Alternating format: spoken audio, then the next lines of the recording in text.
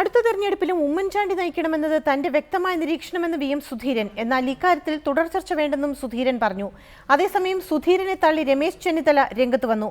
മുന്നണിയെ നയിക്കുന്നത് UDF നേതാക്കൾ എല്ലാവരും ചേർന്നാണെന്ന് രമേശ് ചെന്നിത്തല പറഞ്ഞു. അടുത്ത നിയമസഭാ തെരഞ്ഞെടുപ്പിൽ ആര് UDFനെ നയിക്കുമെന്ന ചർച്ച തുടങ്ങിവെച്ചത് KPCC അധ്യക്ഷൻ VM സുധീരൻ തന്നെയായിരുന്നു. ഉമ്മൻചാണ്ടി തന്നെയായിരിക്കും UDFന്റെ നായകനെന്നായിരുന്നു സുധീരന്റെ വെളിപ്പെടുത്തൽ. കോൺഗ്രസിൽ ഈ പ്രസ്താവന വലിയ ചർച്ചയ്ക്ക് വഴിവെച്ചു. എന്നാൽ മുൻ നിലപാടിൽ നിന്ന് പിന്നോട്ട് പോകാതെ സുധീരൻ ഇന്ന് ഇക്കാര്യത്തിൽ കൂടുതൽ വിശദീകരണം നൽകി. UDFന്റെ നേതാവിനെ സംബന്ധിച്ച തന്റെ വ്യക്തമായ നിരീക്ഷണമാണ് അവതരിപ്പിച്ചത്. എന്നാൽ തദ്ദേശ ഭരണ തെരഞ്ഞെടുപ്പ് നടക്കുന്നതിനിടെ ഇക്കാര്യത്തിൽ തുടർ ചർച്ചയ്ക്ക് പ്രസക്തിയില്ലെന്നും VM സുധീരൻ വ്യക്തമാക്കി.